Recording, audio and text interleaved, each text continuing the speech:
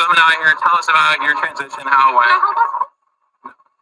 So I have a question for you. Why are you asking those questions? Because we're interviewing like trans women and stuff like that. I'm not a trans woman. I'm We're fully supportive. Do you want to talk about sort of transitioning or anything like that, or like what people can a transition because I was born a woman. No, of course you're a woman. Of course. Does it make the trans woman any less of a woman? No, you are 100% a woman. But I'm not a trans woman. Is there another definition that people like to use, or? You thought I was a man? Yeah. Look at how upset she got when he assumed that she was a trans woman. And then she said, "Did you think I was a man?" How is that possible when the narrative is trans women are actually real biological women? So which one is it, sis? Are trans women biological men or are they biological women? Because yesterday, the Black woman said trans women are real women. So why did she kind of slip up when he asked her or assumed that she was transgendered? Yeah, that's what this live is going to be about, and we'll get into it. Yeah. Yeah, so we're going to talk about fear today, and I want for all Black women to kind of listen to this because one of the things that society doesn't lend you is the gift of fear. You in particular are not supposed to be scared of anything, especially when an ideology presents itself and challenges your reality. You are told to not fear that and to instead embrace it. So you can't even verbalize your fear because you are constricted from doing so. And this is why you are so scared, because you do not want to lose friends. You don't want to lose community. You don't want to lose people who you believed were your allies, who really were not your allies, but were using you because of your own marginalization. But we're going to get into it and it's going to be good. Yeah. You embrace trans ideology because you were bullied into dropping all of your boundaries. And this is what the male did. You embrace trans ideology because you, as a Black woman, were bullied into dropping all of your boundaries. And this is what the male did. You are not an ally. You are petrified. Again, you are not an ally. You are petrified and you are bullied. You are bullied into adopting a way of thinking that you historically know nothing about. You, the Black woman, are without real community, and there is no one to trust. And this is the true reality of the Black liberal intersectional feminist. You lack boundaries because you were told as the most marginalized group that you should have none. You were told that you should have no boundaries. So you accepted everyone to be essentially embraced by no one. You were used, though. Your brilliance was used, your economic power was used, and then you were discarded. And because of how you were treated, you embraced more, loved harder, and sacrificed yourself for people who didn't even deserve it. Intersectional feminism was to include you because you were treated poorly by the white feminist who didn't even acknowledge you because of her racism.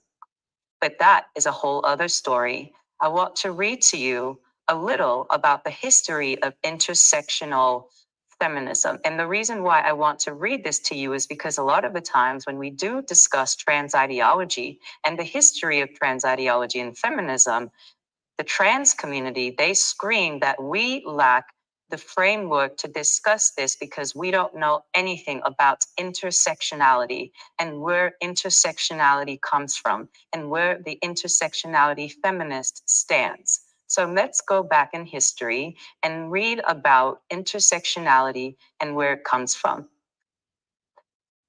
Kimberlé Crenshaw, born May 5th, 1959, is an American civil rights advocate and a leader scholar of critical race theory.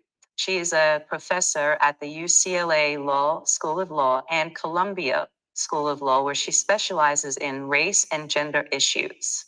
This is a woman born in Canton, Ohio, in the United States. She was educated in Cornell University, where she has her BA, Harvard University, and the University of Wisconsin in Madison.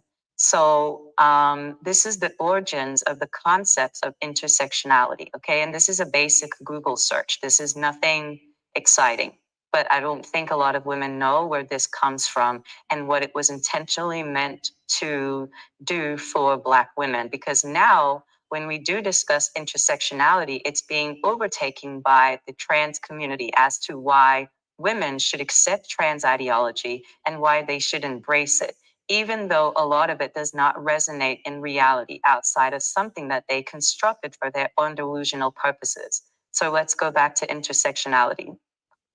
This is the origins of the concept. It says in 1989, Crenshaw coined the term intersectionality in her essay, Demarginalizing the Intersection of Race and Sex, a Black feminist critique of anti-discrimination doctrine, feminist theory, and anti-racist politics, as a way to help explain the oppression of African American women. African American women. Okay, this is what it says. The idea of intersectionality existed long before Crenshaw coined the term, but was not widely recognized until Crenshaw's work. Black feminist trailblazers like Sojourner Truth in her 1851 speech, and I, a Woman, and Anna Julia Cooper in her 1892 essay, The Colored Woman's Office, exemplified the ideas of intersectionality before intersectionality came to be. So Black women have always been screaming out about intersectionality and them not being included in white feminism, them not being included in law, them not being included or having a seat at the table in regards to what was happening to women. And this is something that white women kind of set up for them. White women didn't acknowledge them at all. So they themselves had to speak up for themselves and say, hey, we are women too, and this is what we are going through, but our experience is different because of our race. That's the history of it. This is Black women speaking up for themselves, and this is intersectionality. Okay, so let's continue to read. It says Crenshaw's inspiration for the theory started while she was in college at Cornell University, where she realized that the gender aspect of race was extremely underdeveloped. Now, at this time, gender meant sex. Now it's totally different. Now, gender doesn't actually mean your sex. Now you can have the sexual biological makeup of a male and claim that your gender is a woman. This is not what Crenshaw had in mind when she wrote her paper. And we'll go into an article where she does gets questioned about LGBTQ issues and how her idea is being used to kind of include trans women into the discussion and to kind of push women over to the side so that their rights can be highlighted and everyone else's rights is not. Similar to the what you hear about trans women and them saying how, well, the Black trans woman, her experience is the worst experience on the planet, when we know that statistically that's not true. When you line up the amount of Black trans identified males that were unalived in comparison to Black biological women, Black biological women by and far are slaughtered more on the streets than the trans identified Black male. And a lot of the times, a trans identified Black male, because of the situation that he is in and some of the circumstances that he does partake in, has a lot to do with why he is a victim of violence. And we'll get to those statistical stories in a minute, because we shared the other day about the Black trans identified male who had the person put an AK-47 to his head because he basically lied and said that, hey, I'm a woman, and the man didn't know that. So the man didn't know that, went with him up to the bedroom and put a gun to his head. So we'll talk about that later. So this is Crenshaw's argument, and it says Crenshaw's focus on intersectionality is how the law responds to issues that include gender and race discrimination. The particular challenge in law is that anti-discrimination laws look at gender and race separately. Remember, in this context, in Crenshaw's context, sex and gender are the same thing. It's the same thing. This is 1989. She's writing a paper. She's not including men who are born men and then later identify as women to kind of tell the world what their gender is. That's not it. Okay, and you can look this up for yourself. It says, consequently, African American women and other women of color who experience overlapping forms of discrimination are left with no justice. Anti-discrimination laws and the justice system's attempt to remedy discrimination are limited and operate on a singular axis, only accounting for one identity at a time. A complete and understandable definition has not been written in the law. Therefore, when the issues of intersectionality are presented in a court of law, if one form of discrimination cannot be proved without the other, then there is no law broken. The law defines discrimination as unfair treatment based on a certain identity. When enforcing the law, justice goes by definition, and if discrimination cannot be proven based on a single identity, such as sex, then no crime has been committed. This is very complicated, but it's a great read. So it says that Crenshaw has referred to Deconstructing and General Motors versus General Motors. I guess that's a case from back in the day in writing interviews and lectures. And she says in Feed versus General Motors, a group of African American women argued that they received compound discrimination, excluding them from employment opportunities. They contended that although women were eligible for office and secretarial jobs, such positions were only offered to white women, barring African American women from seeking employment in the company.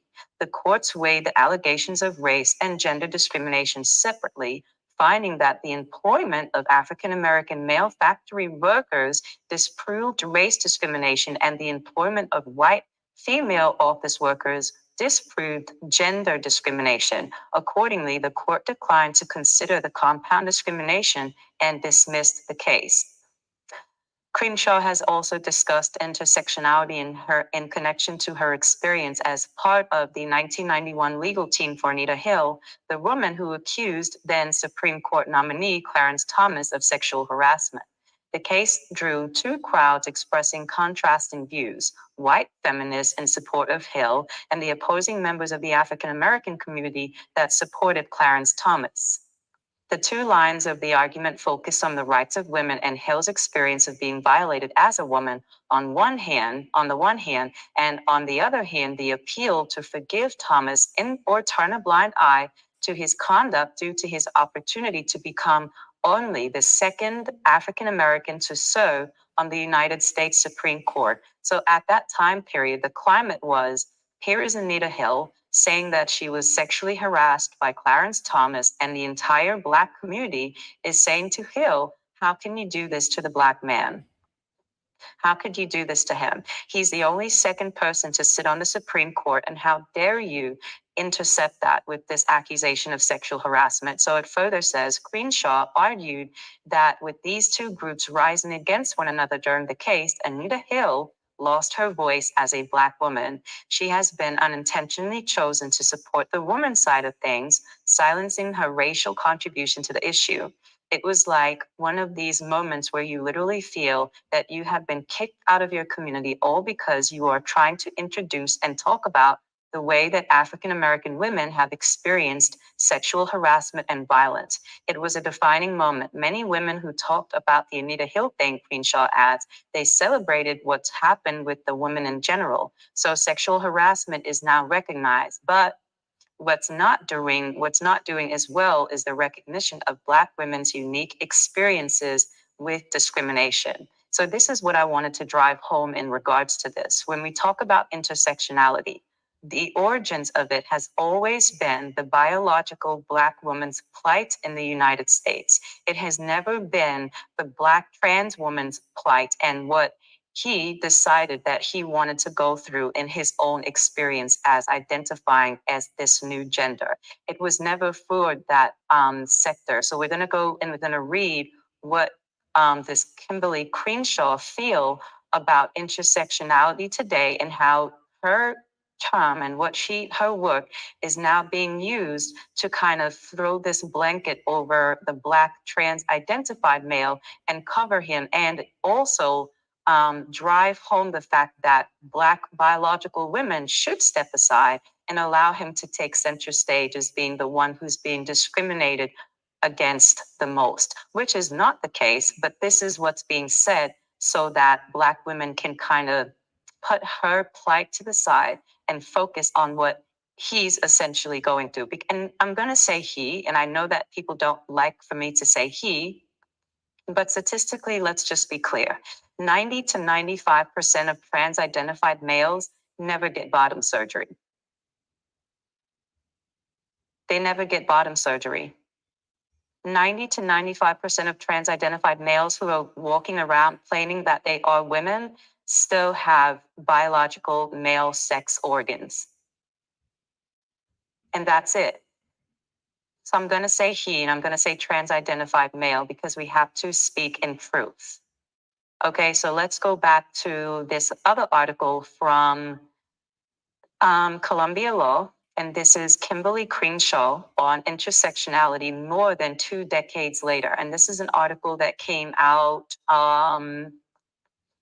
this was published in 2017. This is a long time ago, but it talks about Kimberlé Crenshaw and what she feels about the LGBTQ community and them identifying or using her term to kind of include everyone, taking away from what she originally set out to do, which was to get people to recognize what Black women go through in regards to their sex and their race in a country that was set up against them. This was her main point. Her main point was never to include everyone under that umbrella, but it makes sense that everyone would kind of jump in front of the Black woman and take what she created for herself to speak up for herself and coin it as their own.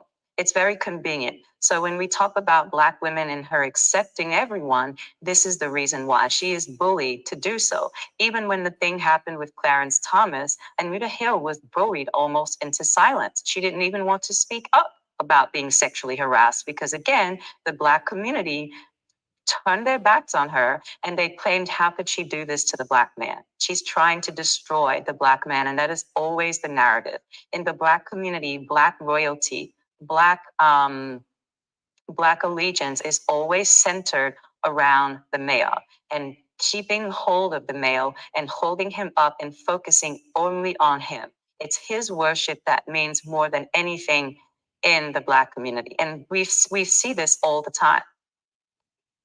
So the article reads, Kimberlé Crenshaw on intersectionality more than 2 decades later. It says Professor Crenshaw coined the term and co-founded the African American Policy Forum. Before AAPF's 20th anniversary, Crenshaw reflects on what intersectionality is heading. 28 years ago, Kimberlé Crenshaw coined the term intersectionality in a paper as a way to help explain the oppression of African American women.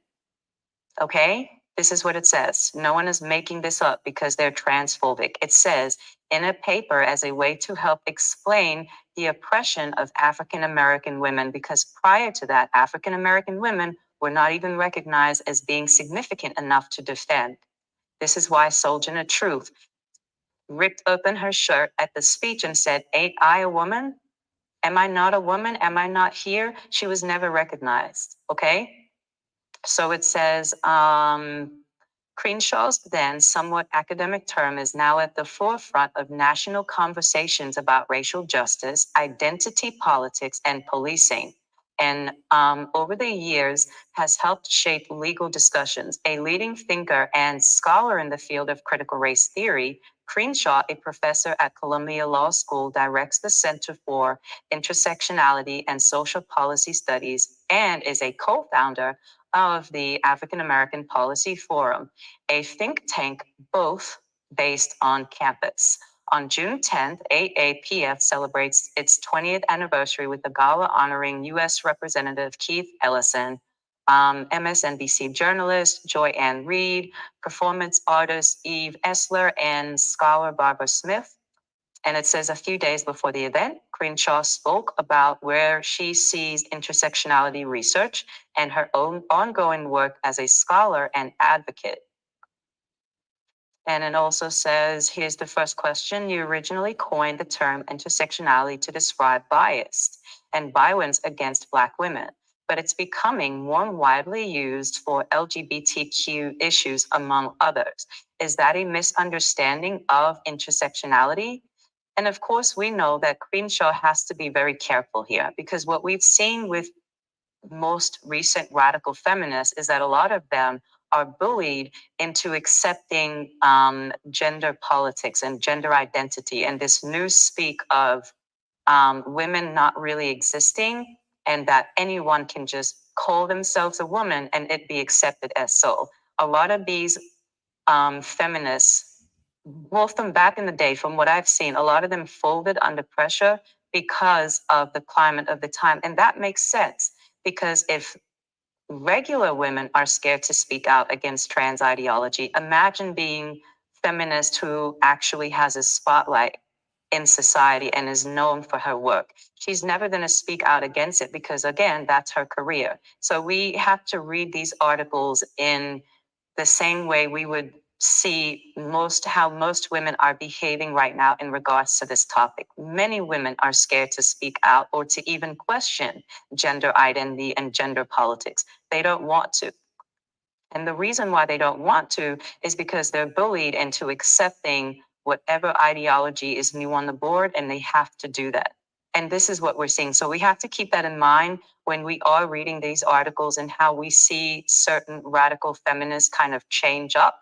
They don't change up because I think they no longer have the same feelings that they have towards feminist thought. They change up because of fear. They don't want to be canceled. They don't want to be doxxed. They don't want to lose their job. They don't want to be endorsed. And this is how we've seen males behave. When you do not do what the male says to do, he behaves as male. He will bully, he will harass, he will stalk, he will dox, he will do all of those things to kind of keep women who oppose what he's saying silent. And it says, I will reread the question. It says, you originally coined the term intersectionality to describe bias and violence against Black women, but it's become more widely used for LGBTQ issues, among others. Is that a misunderstanding of intersectionality? And again, the reason why I'm doing this is because a lot of the times when we do speak to those individuals in the LGBTQ community, they bank on you not knowing rather what intersectionality is. They bank on you not knowing the history of it. They bank on you not knowing the context of why Crenshaw wrote about what she wrote about in defense of the Black woman. They want for you to be confused. So when we talk about the teaming of words, they team everything together with this new speak so that you can get confused with new terminologies that you may or may not be familiar with. This is all deliberate. Remember, we always speak about male ideology and male delusional concepts. The male operates in confusion. He banks on you being confused because when you are confused, you are more willing to accept the way he thinks. We also spoke about thought transference and how the male will transfer out of himself how he wants for you to think about your situation. So of course, it makes sense that the trans-identified male will tell you, a person who survived girlhood into womanhood, that you are not a woman. He is a woman. You are not. And the reason why you are not a woman is because of this theory, that theory, this theory, and those things you may not or may not be familiar with. And it's not because you're dumb. It's because we say this all the time. Women in society do the heavy lifting in society. Men do the heavy thinking because they have the time, privilege to do so. The male has the time to sit down and think because he's not raising children. He's not keeping house. Sometimes he's not even working.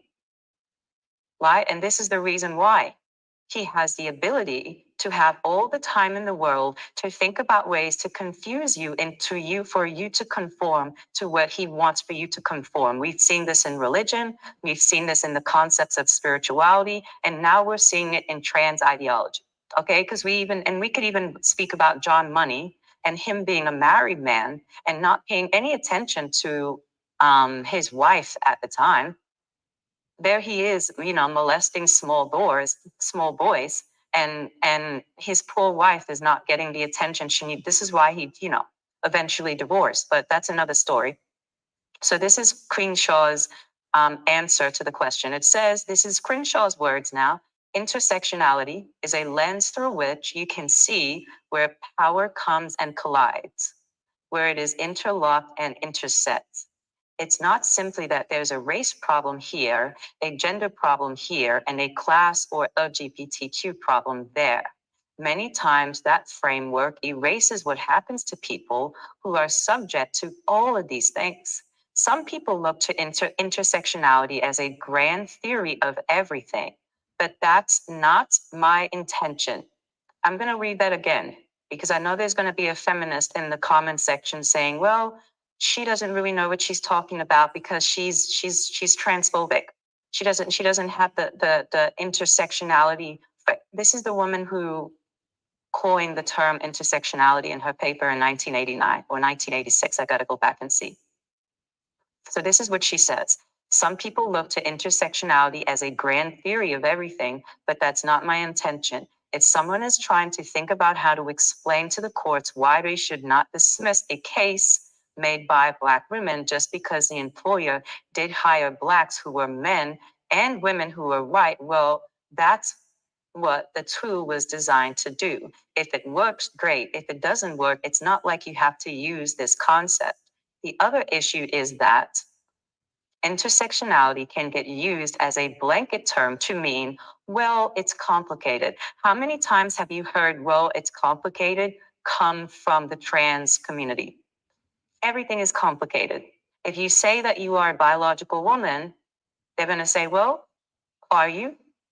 Have you had a karyotyping test done to really know that you are a real biological woman? You have no idea what your chromosomal makeup is because they bank on you not knowing what a karyotyping test is. They bank on you not knowing chromosomal disorders. They bank on you questioning yourself. You have to question yourself to subscribe to their ideology. You cannot be somewhat intelligent and believe in these things because they don't want for you to have that knowledge. This is why they go out of their way to pull things out of science, like the term cis. We spoke about cis before and how the person who came up with the term cis was another pedophile.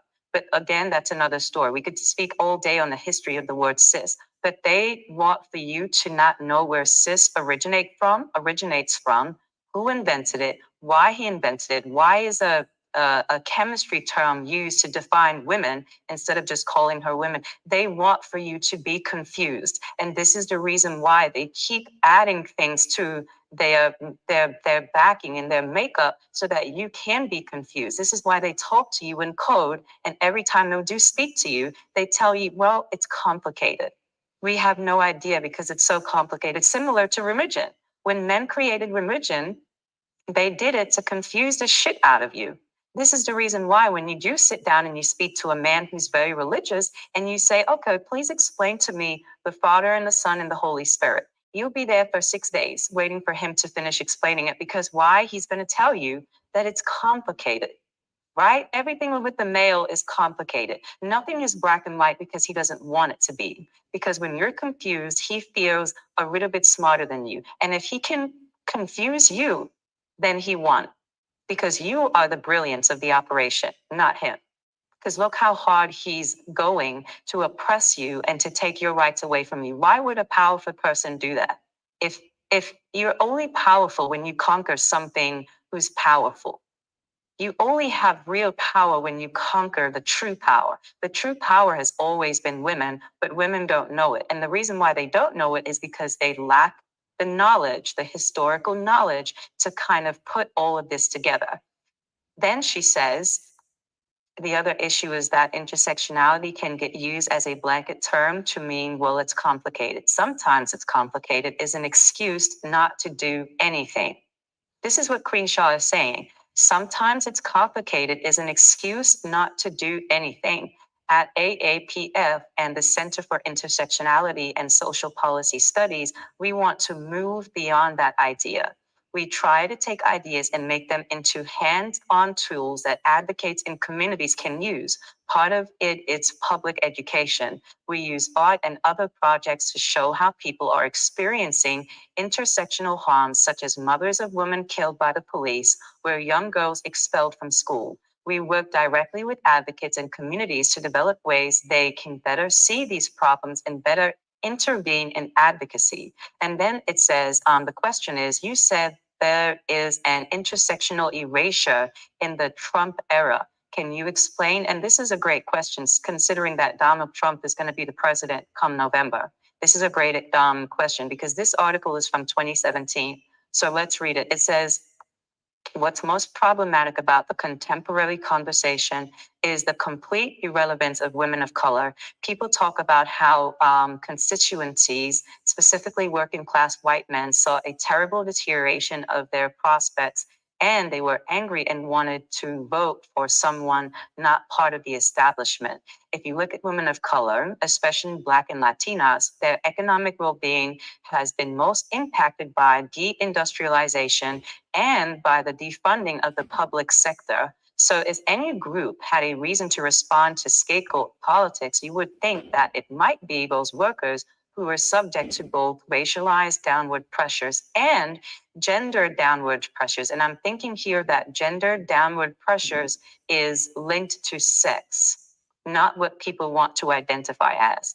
Yet they were least likely to vote for someone not for the establishment. I'm sorry, it says, yet they were least likely to vote for someone not of the establishment. Yeah. Why aren't we talking about that? Why is the intersection of maleness and whiteness driving our analysis and not the intersection of being a woman and a person of color? What is going on that these women of color did not respond to xenophobia and racism? What did they have that made them say, we're better than this and we want more for our country? And then it says, okay, I'll read this.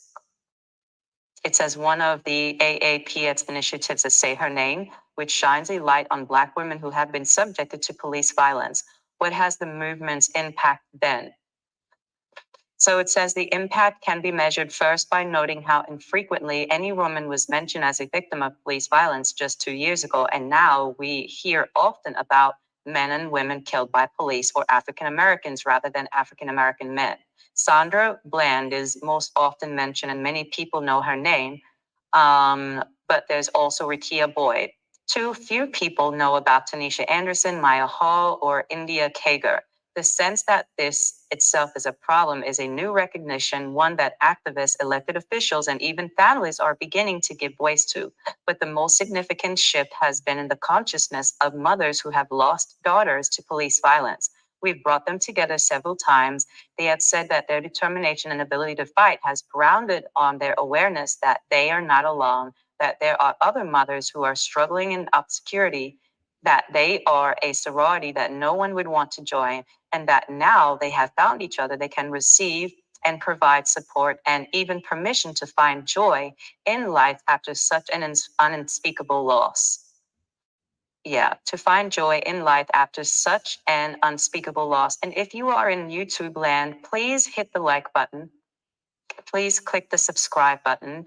Please also share the live. And if you are in TikTok land right now, please double tap the screen, share the live, and engage with the live. Comment, curse us out, do whatever you want to do. Just engage to help us out with the algorithm. So there we have it. We've read about intersectionality and what Kimberlé Crenshaw set out to do. And it was never to include this blanket term to kind of house LGBTQ issues. The term was essentially to kind of give women of color the voice that they needed to be recognized in a society that deemed them invisible. So I wanted to also read something that I wrote about Black women and their fear of the trans community and LGBTQ issues, and how, for the most part, we have become this population that lives in fear. And you live in fear despite having reservations about accepting terminologies and ideas. So it says, you are not an ally, you are afraid. You are not an ally, you are afraid.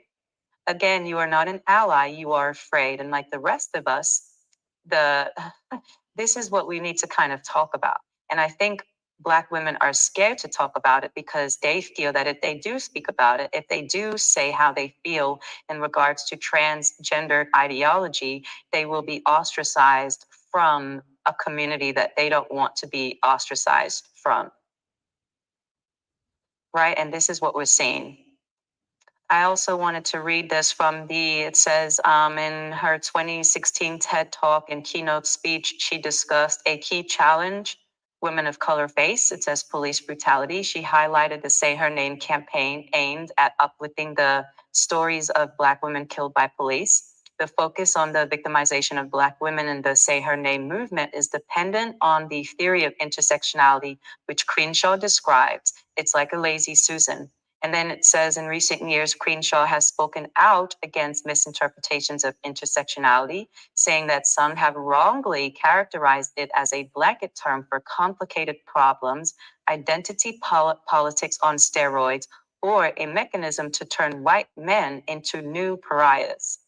And then it says, instead, Crenshaw characterizes intersectionality as, instead, Crenshaw characterizes intersectionality as a lens, a prism for seeking the way in which various forms of inequality often operate together and exasperate each other. We tend to talk about race inequality as separate from inequality based on gender, class, sexual, or immigration status. What's often missing is how some people are subject to all of these, and the experience is not just a sum of its parts.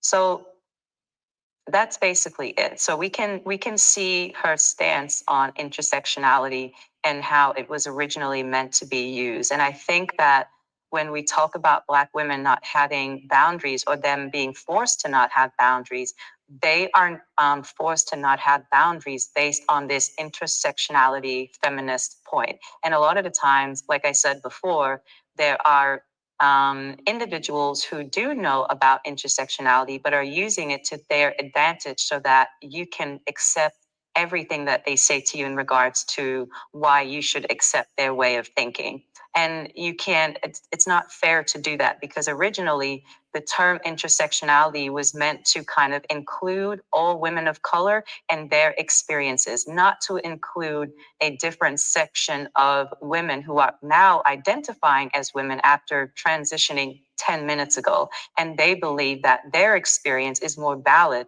than your experience, and that your experience should kind of be set to the side and they should be centered in their struggle to be accepted by society as a whole. Right? And this is what we're seeing in regards to that. But what do you think?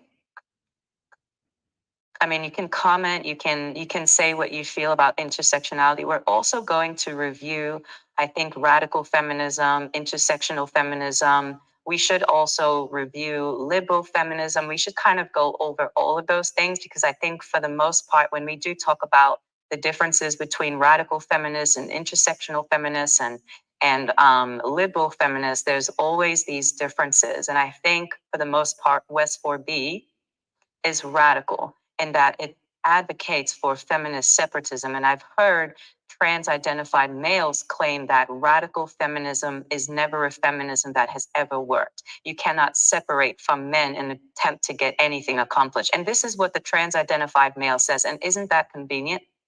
It is convenient for him to think that way. He's always going to say women shouldn't separate from men. They should work together with men so that change can be done. And that sounds wonderful, but women have been attempting to work with men for 12,000 years and nothing has changed. If anything, it's gotten worse for women.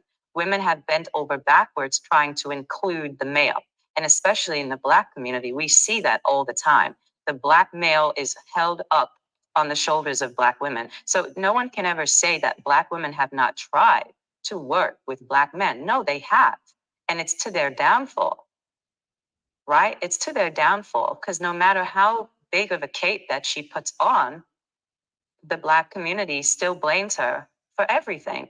So when we talk about feminist separatism and radical feminism, this is what we're talking about. The liberal feminist wants you to include everyone. The radical feminist says, nah, we've done enough including, and let's stop right now to see what we can do on our own to elevate girls so that they are not subjected to prison. Prison in meaning aligning themselves with the male. Children, marriage, sex, dating, those things imprison women to the male. And this is something that we want to prevent so that all girls can have the same freedoms that radical feminists have when they are not attached to the male in any way, shape, or form. Because freedom is what this is all about. And dealing with men now, sadly, in society infringes upon the freedom of women. Now you're linked to him if you have a baby. You're linked to him if you're married. You're linked to him even if you're pregnant. Because now they're making laws to where if he doesn't want for you to have an abortion, you're not going to get an abortion. And they're even making it so that he can tattletale on you and get you prosecuted for leaving this state and getting a procedure done. And this is for a child that he probably doesn't even want, but he wants to stick it to you. And this is the issue here. It's about freedom. And yeah, that's it for the most part. But we're going to go back and do some more reading. Remember to like the live and double tap the screen if you are in TikTok land. But like the live, share the live, subscribe to the channel. I think I'm being shadow banned on YouTube, but I'm not sure. A lot of people are messaging me that they subscribed to my channel and then they went back to check a video and they were unsubscribed. That's happening in YouTube land, and that's wonderful. I think that's great because it means someone is listening. Someone is listening to the content and someone's not liking it. So I'm on the right path. And I'm proud of that. So if you do see that you're not subscribed after subscribing, just subscribe again and share the live. So this other point reads, it says, you are not an ally, you are afraid. You are not an ally, you are afraid. Again, you are not an ally, you are afraid, like the rest of us, of the transgender cult and their tactics used to silence women. You are not an ally, you are scared, and this is a historical fact. Women have lived in fear of men since the dawn of time, and them conforming to the male and his desires is proof of that fact. The liberal feminist is afraid. She is lonely, never really got along with other women, and presents herself as an intersectional feminist because it is convenient for her to include biological men in her struggle than for her to question his motives and to come into terms with the fact that 90 to 95% of trans-identified males still have their biological sex intact and will by no means ever get rid of it. He will convince you that even with his full penis intact, that he is more of a biological woman and now lesbian than you are. And the Black woman will sit there and out of fear accept everything that he says. But it is not only fear, it is also male worship. The same male worship that Cynthia G spoke about prior to her being taken down off of YouTube. Her fear, the Black woman's fear, comes from male worship, and her submission to his form and way of thinking also comes from her seclusion in the community and her not wanting to be a problem again. After years of societal abuse, who can blame Black women for how wide open her arms are? She is the quintessential mammy, and everyone can sit in her lap and find their own little bit of solace. We have seen for the past 30 to 40 years her identity and her colloquialisms and her brilliance be robbed from her and put on the back of some gay white man. He rolled his neck, clicked his fingernails, and spoke as if he was from the hood. And this mockery of her made him very famous. It also made him very wealthy because while he copied her, he was very sure to never give her, the Black woman he stole from, full credit for shit. Did she make a big deal about this mockery? Of course not. She has never made a big deal on how she was treated. She laughed along with the men who mocked her and accepted him as one of her sisters. He will steadily support her from behind closed doors. He will take notes on everything that she's doing. He will take notes on her entire life down to the T, but will never hold her up in public. Further still, he will also perpetuate every negative stereotype that has already been said about her, about the Black woman. Does she see this? Does she do anything about this? Never. She further opens her arm wide to accept. You are not an ally. You are scared.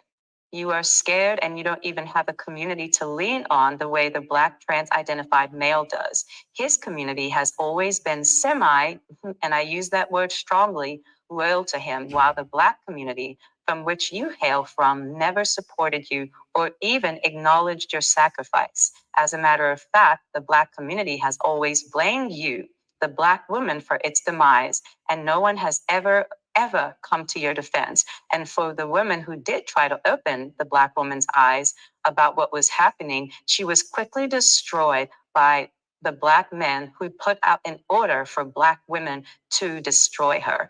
Cynthia G., the Pink Pill, and others were always destroyed by Black women at the behest of Black men. The Black manosphere, or whatever you want to call it, will set out radars, and Black women will go and attack other Black women who are trying to get them to see what is happening to them. Remember, we said about the male, he likes for you to be confused. He likes for you not to have knowledge. He likes for you not to have historical grounding in anything. And this is why he is so insistent on you being silent. So when we look at the trans-identified male and his behavior, we can see that it's very different from the trans-identified female. You'll never see a trans-identified female kicking their way into a male restroom and saying, I'm here to use the fucking restroom. You move over because we're here. The trans-identified female says nothing. This behavior is specifically coming from the trans-identified male. And it says, you are not an ally. You have been bullied to accept, and this is what you have in common with other women regardless of race. Women have always been bullied, but it is the bullying of the Black woman that has made her so readily willing to defend a group of men who are linked to other men who historically betrayed her. The only difference, this man is wearing a dress and he demands for her allegiance to him or else. What is the or else? The or else is what many women fear. The trans community, mostly the trans-identified male, again, is mostly known to bully and harm women for not accepting their way of thinking. The trans-identified male is known to use bully tactics to silence women. Look at any hashtag Let Women Speak rally, and you will see how the trans-identified male behaves. His behavior is nothing like the trans-identified female. There have been stories listed where lesbians refuse to sleep with the trans-identified male, and she is not only called transphobic, she's ostracized by the same LGBTQ community she hails from. This petrifies the Black women because she is already without real community. And the last community that presents itself as a unified force is not one that she wants problems with. Black women don't want problems with the trans community. They don't want problems with the LGBTQ community because they are petrified of the LGBTQ community. And they should be, because once they come for you and they destroy you. This is the reason why many Black women, you call yourself an ally, but you're not really an ally. You're just scared.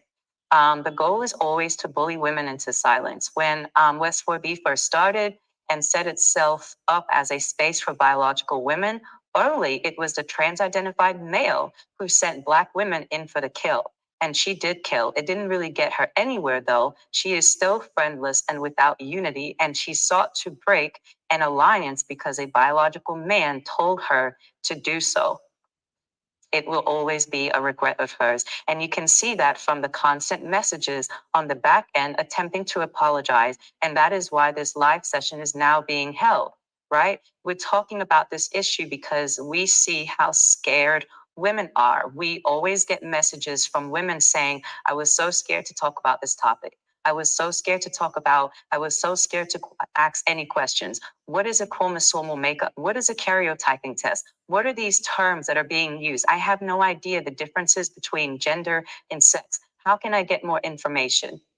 And West 4B kind of started that dialogue because we had the same questions. We had the same exact questions. And when we attempted to ask questions, we were told to shut the fuck up by the trans-identified male. And then he sent in Black women for reinforcement. And she also said, shut the fuck up. So when West 4B said, no, we believe that women do exist, that biological women do exist. There is some such thing as a biological woman. The trans-identified male said, shut the fuck up. And then the liberal feminist that he sent in for the kill also said, shut the fuck up. She said, shut the fuck up, biological women do not exist. You are a chest feeder. You are a uterus holder. You are a vagina carrier because he said that you are. And shut the fuck up.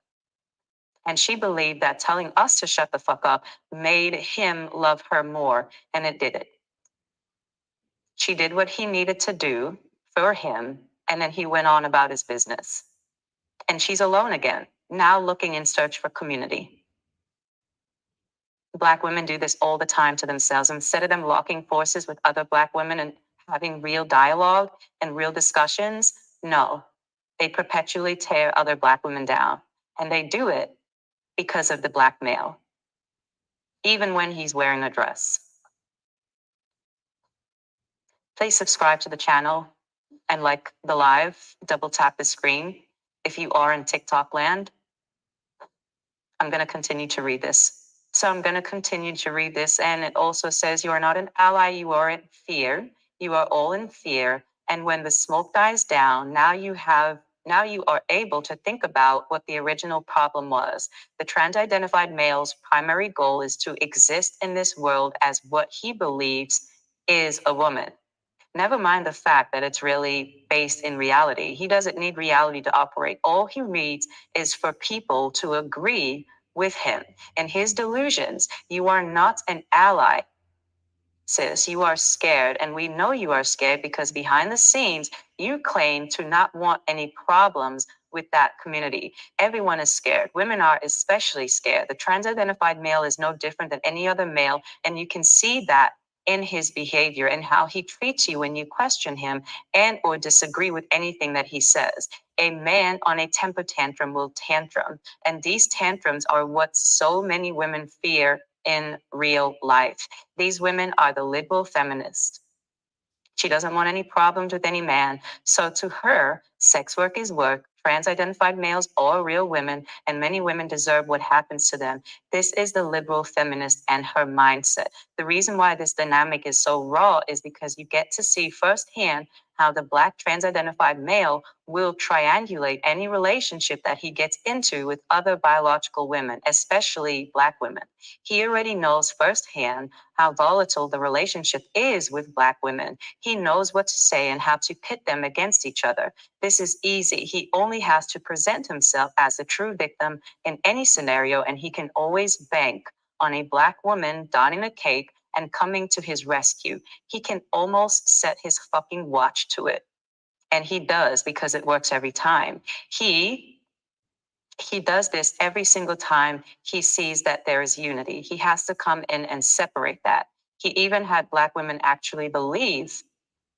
This is a belief now, because this has been said to a lot of women on different panels, that the Black trans-identified male has the hardest existence on the entire planet.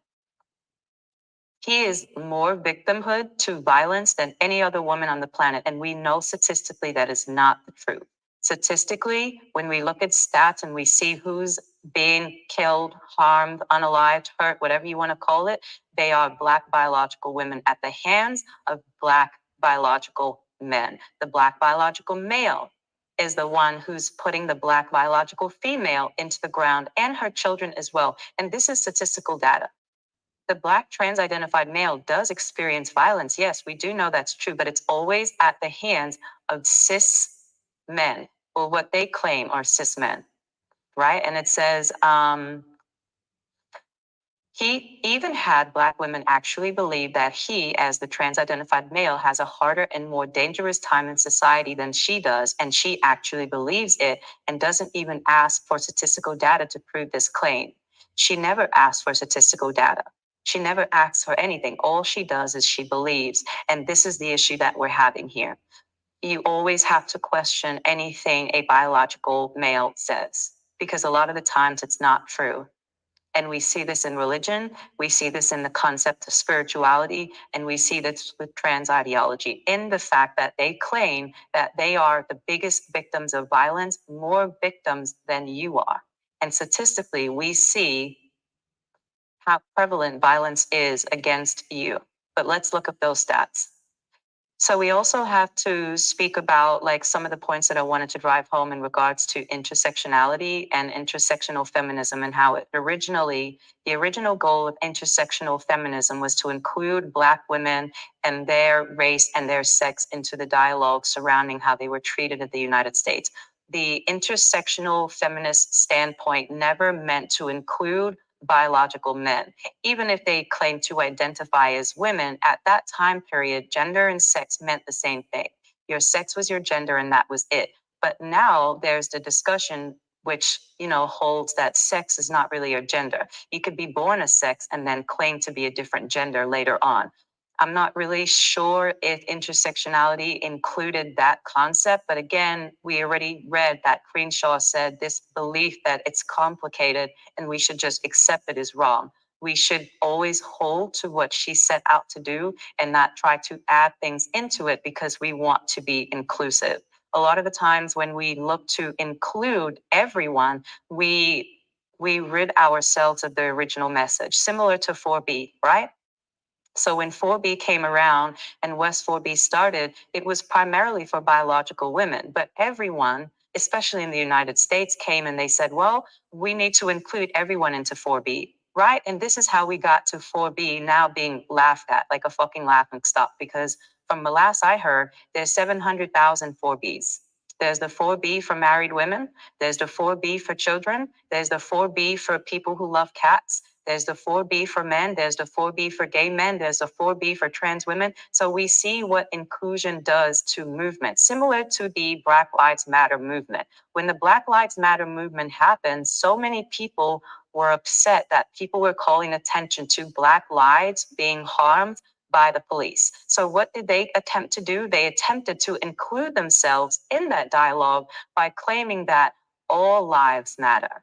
Police lives matter. Dogs' lives matter. Cat lives matter. Horses' lives matter. You see what happens when you include? It's okay to kind of have boundaries. And I think what happens when it comes to this trans discussion is that we women, biological women, are being forced to not have boundaries or to hold boundaries. They're being forced to include everyone because it looks as if not including everyone means that you're a bigot. And it's not really that you're a bigot. There's certain things that biological women have to go through that trans identified males do not. And I don't think they want for you to have that dialogue. And they especially don't want for you to have that dialogue without them being present, because that is male intrusion. That is the male mindset. He has to see what you're doing. He needs to know everything that you're doing so that he can approve or disapprove and tell you how to change your pattern way of thinking. He doesn't like when you think on your own.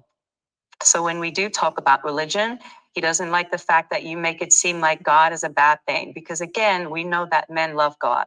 Men love God. They love the spirit. They love the unseen. They love everything that's in the sky that we can't really touch. This is where they exist. And we spoke previously also about how a lot of males believe that delusions also will harden into a fact. And this is the reason why they're so persistent in telling you that you are not a woman. You're not a real woman. They are the actual women, and that you should respect them. You should include them in all of your dialogue, and you do not have a right to have a space for yourself. And how dare you think that you should have a space for yourself? You are a Black woman. You're not supposed to have anything of your own, because again, you are the one who has to accept us. And we said this before, that once the Black woman decides to co-sign on any marginalized group, she gives them like the green check to kind of flex on society. Because society will say, look, the Black woman accepts us, so you therefore have to, because no one is more oppressed than she is, and she's accepting us, why can't you? That's the message. And I think we need to talk more about that, and we need to talk about how it's okay for women to kind of have things for themselves. It's okay for women to set up space for themselves. It's okay for biological women to want to share space with other biological women. And I think we're being bullied into not thinking this way because of male privilege. And instead of people seeing this as a man's rights movement, because that's what the trans movement is. This is a man's rights movement. And the reason why I call it the trans movement a man's rights movement is because you don't really see anyone advocating for the trans-identified female. The trans male is quiet. No one is advocating for her. She's not trying to kick her way into male sports, kick her way into being included in male spaces. He just doesn't give a shit. So it's the other way around. And girls and women are suffering because girls and women are being told how to think about their material reality. And that is wrong. And instead of people recognize it as being wrong, they say that the person who is saying these things is a bigot, when in actuality, you're not a bigot if you want to share space with other biological women. You're not a bigot if you want to discuss what's happening to you in regards to your bodily autonomy. You are not a bigot if you name or list out biological factual reality. Trans-identified males are biological men first. Their chromosomal makeup, their DNA, biological male. So to kind of say that they are biological females and that we should include them because intersectionality matters, intersectionality meant for women of color. It never meant to include a biological male in that dialogue. And we read that earlier with Crenshaw. So this is where we are in regards to that. And I just wanted to talk about that and to get to kind of give Black women the microphone to kind of speak on what's happening, because I think the reason why Black women don't speak about what's happening is because many of them are scared. They're in fear. They don't want to get doxxed. They don't want to get read, because you know the Black identified, trans identified male loves to read a bitch, right? That's his thing. He loves to serve and read you and up and down you and what do they call it? Read you to filth. And the first thing that he does attack is, of course, your appearance. And I've even heard trans-identified males say, "How dare a Black woman gatekeep womanhood and periods? She wasn't even considered a woman when she was a slave." This is what I've heard. So we have to get back to wanting to hold space for Black biological women and for the world being okay with that. It's okay for Black women to kind of have space for themselves. And I'm going to keep saying that. It's okay for women of all races to kind of want to keep and hold space with other women. And back to 4B and how now 4B in the United States kind of looks like a joke. And the reason why it looks like a joke is because of the liberal feminists, her intrusion into the 4B discussion. Because now the people who are talking about 4B are not actually 4B. Many of them are married. A lot of them are married. A lot of them are dating men. A lot of them are pregnant right now with children. A lot of them are having sex with men. But here they are speaking on 4B, and 4B says to separate. And they don't like this separation. And the reason why they don't like this separation is because I think that they don't want to be alone with the male. Because if women are saying that they're going to separate from men and you love men, then you should be happy at a movement like 4B. Why aren't you thrilled? Yeah, you're not thrilled because you don't want to be alone with him. Because being alone with him means that you will be subjected to his behavior and you won't have anyone to vent to when he fucks up. Because men will fuck up. Women will too, but men will fuck up.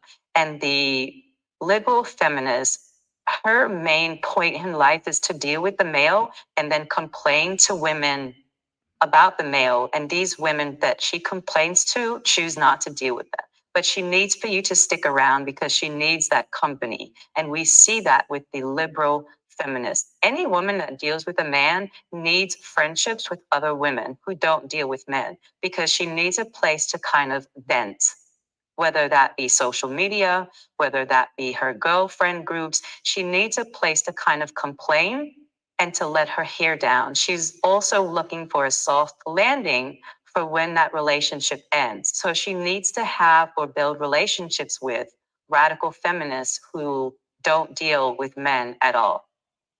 Yeah, don't deal with men at all. So even though she'll scream to the mountaintops that men should be included in how much she loves men, She's miserable next to the male. And we know that she's miserable because she complains all the time about existence with him. We see this all the time. We see sex workers complaining. We see married women complaining. We see women in relationships complaining. What are they all complaining about? They're all complaining about life with the male. And so when the radical feminist comes along and she says to separate from the male, she can't fathom doing that. And the reason why she can't fathom doing that is because she's been conditioned to believe that there is no life if a male is not involved. And that's the difference between the radical feminist and the liberal feminist. The liberal feminist will shoot herself in the foot and in the hip and in the shoulder every single time because of the male. So she's desperate to include him because she believes that he can be an ally. And we've seen for 12,000 years that he was never an ally. His allyship is based on her service to him. So yeah, let's pretend that the male can be an ally to women who are feminists. His version of feminism is take your clothes off for this money, bend over for this cash, include me in your personal spaces because I say so. That is his allyship. His allyship is only to benefit him. It's never to benefit other women. And instead of liberal feminists kind of swallowing this pill, they're trying to bend men and change men so that these males can operate like women, and it'll never happen. It'll never happen. The work that liberal feminists are trying to do to kind of educate men, to kind of have them turn into the woman that she wants to be in close proximity with, will never come to play. Because the male will be the male, will be the male. And his allegiance to women has to do with her service to him. How can he get off? How can he pay to subjugate her? How fast can she get naked in front of him? What can he do to manipulate her thinking so that she questions her existence on a constant basis? And we see this all the time, even with so-called trans-identified males who claim to be radical feminists. They're only radical feminists when it comes to who they want to sleep with. So a radical trans-identified male will say, you are not a real lesbian because you won't sleep with me as a biological man. And shame on you for being transphobic. I identify as a woman, even though I have my penis and my balls. I still need for you to sleep with me and acknowledge me, because if you don't, you're a bigot. And that is the message that women are getting. That is the message that the liberal feminist is getting. And that is the message that she's willing to bend to. 4B is not bending to that.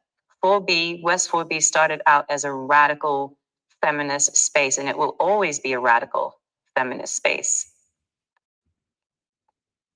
It will always be radical.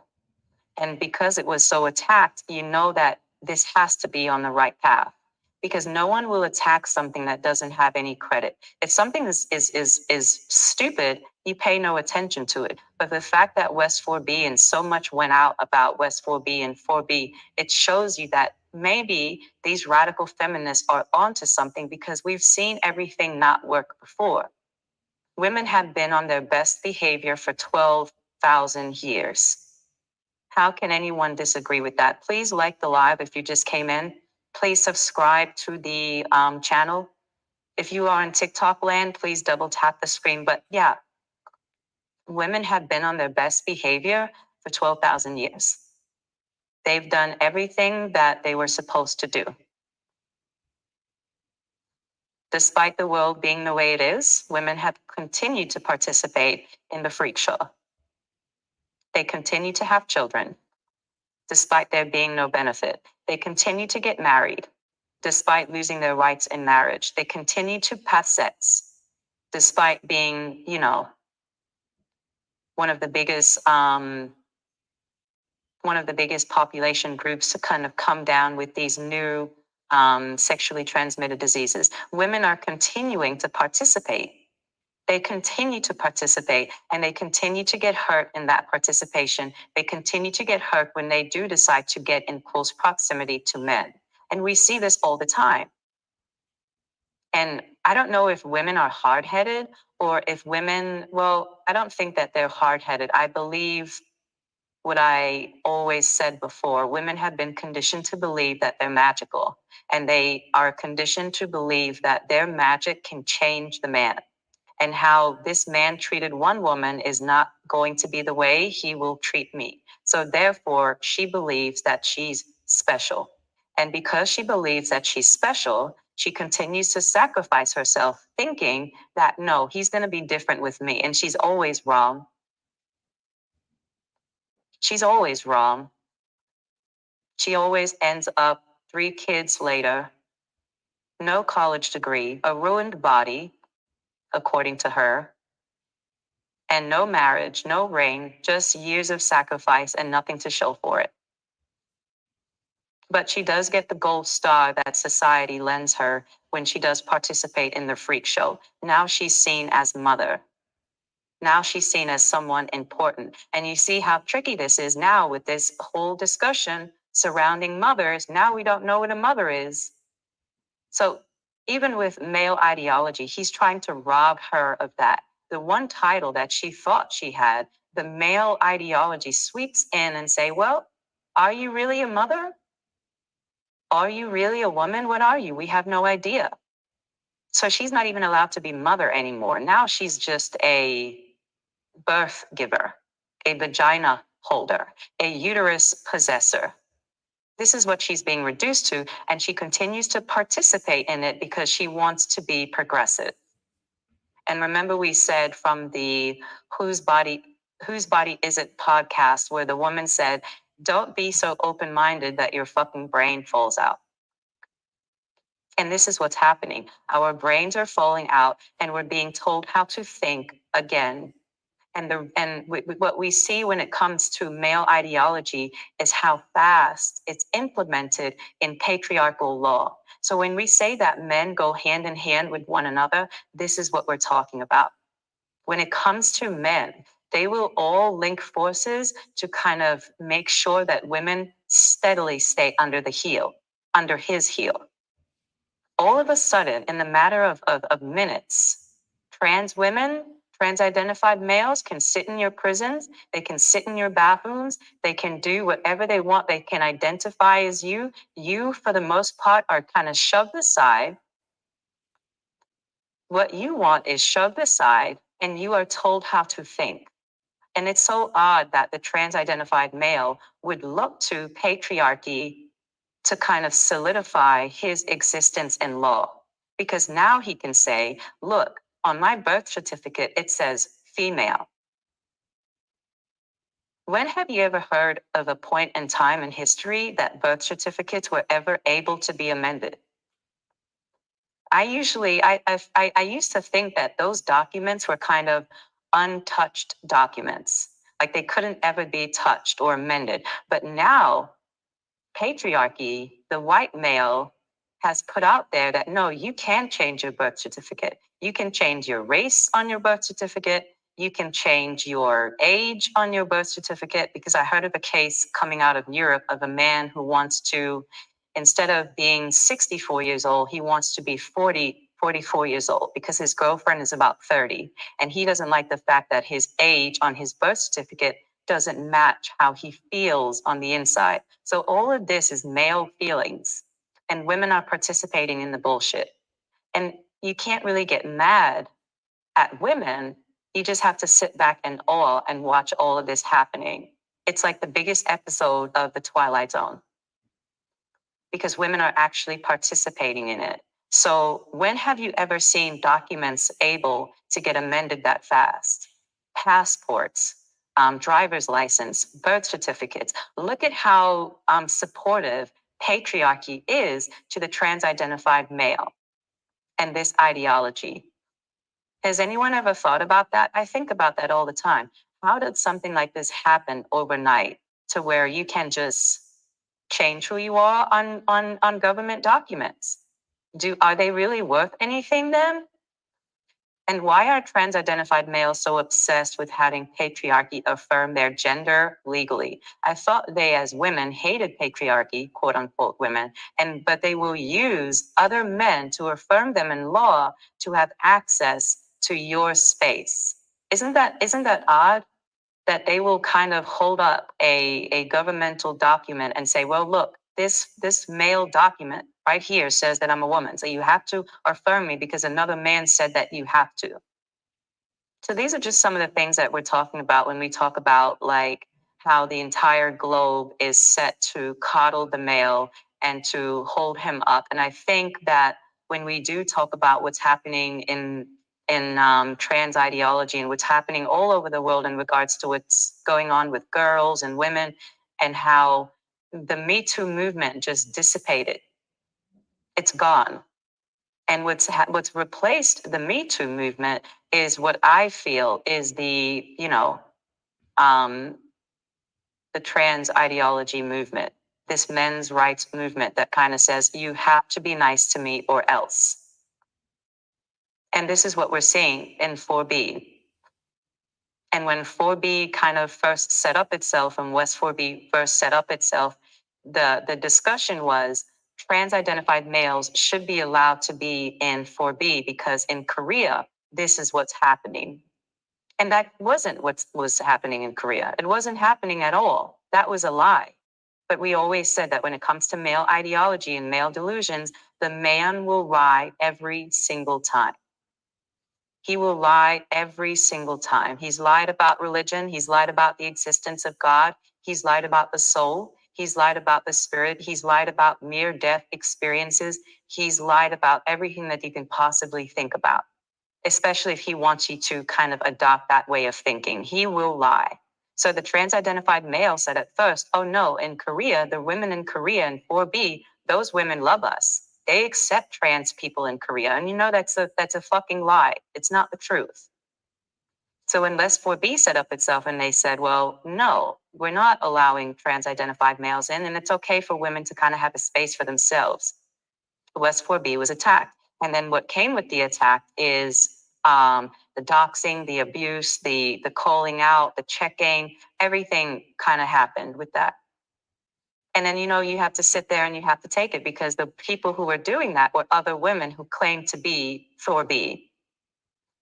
And this is what happened when we talk about West 4B. So we've gotten to the point where we now can say it's okay for us to kind of have this dialogue. It's okay for us to talk about what's happening. It's okay for us to say that I don't really agree with everything that I'm hearing in regards to trans ideology. Can I get more information? They don't even want you to get more information. They just want you to agree and to blindly agree. And the fact that you're not doing it means that you are labeled as a bigot. You're labeled as a person who deserves to be ostracized and attacked and doxxed and have your job called and so on and so on and so forth. And they would have women, the liberal feminists, participate in that. Because the liberal feminist, one thing that she will always do is that she will jump in front of the male. He can come in all forms. She will always question another woman because of the male. Even if he's wearing a dress, the liberal feminist will defend him always. Because in her mind, women are wrong.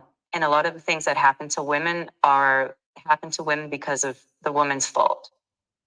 She's the one who's out, walking around with sexy clothes on. She's the one who's putting herself in these situations to get hurt. Therefore, it's her problem. We shouldn't correct men. We have to correct women. Men have to kind of be held up. And this is the liberal feminist mindset. And we see this all the time. So please like the live. Please subscribe to the channel. We're going to get to some readings next about radical feminism versus intersectionality versus intersectional feminism versus liberal feminism. We're just going to briefly read over that because I don't think a lot of women kind of know that or they don't have the knowledge for that. And to be honest, there's a lot of women who didn't have the luxury to kind of sit down and study that. And there's nothing wrong with not having that knowledge. What's wrong is that the ignorance that you have to these things is being used against you by people who learned it, and they're using their knowledge to kind of force you into conforming. That's the problem. If you're going to teach me something, then teach it to me. But we should all be learning it so that we can arm ourselves with proper information. And I don't think women have this information. One, and I'm going to keep saying this, and I know it's annoying at this point, but women do the heavy lifting in society. They're working, they're raising children, they're trying to survive day by day by day. It's the male who has the luxury to sit down and ponder all day. The thinking male, have you ever seen that statue? Have you ever seen the statue of the thinking male? Leave this live and go Google it. It's a statue. I don't even know who made the statue, but it's a statue, I'm sure. And it's of a man with his head down and he's thinking. And I want you to look at that statue. Just take a look at it on Google. Do you see any children around him? Do you see a woman around him? Not at all. I mean, it's funny, but then it's not funny. That's just the luxury of the male. He has the opportunity to think and to investigate and to turn information into what he wants it to be. Similar to when we spoke about John Money, and I was in TikTok the other day, and I saw another Black woman speaking about John Money and the origins of trans ideology. I never saw that on TikTok before West 4B. I never saw that. And now you see Black women talking about John Money and what he did to little boys. And that's so significant because I don't think Black women who support trans ideology know about John Money and what he did to small boys. And the reason why I keep saying small boys is because we know that Black women love boys. They love boys and they worship men. So when we talk about boys and what this man did to boys, you would think that Black women would reject any of his studies, considering that the boys that he did this to, that he did these studies to, their lives ended in ruin. So you would think that Black women who loved the male would kind of see this and say, oh, wow, I don't want to subscribe to anything that he kind of put out on paper, but they do because they have no idea of it. They have no idea what John Money did to those two small children. And we know that because when I was in the TikTok live and I saw that girl speaking about it, there were so many women saying that they didn't know who he was. But they were supporters of the trans movement. They were supportive of gender ideology. They just don't know where it came from. So you're supportive of something and you have no idea the origins of it. Similar to Christians not having any idea the origins of the Bible and who constructed it and King James and so on and so forth. They have no idea. They're just told to believe and they believe. Similar to the concept of the soul and the spirit. You don't really know if you have a soul or a spirit. You don't have any proof of it because if I asked you right now, where the fuck is your soul and where is your spirit, you won't be able to tell me. You'll be able to say that it's immaterial. You'll be able to talk to me about your conscious mind. You'll be able to talk to me about your subconscious mind. But then if I ask you to pinpoint where the spirit is and where did it come from, you won't be able to tell me.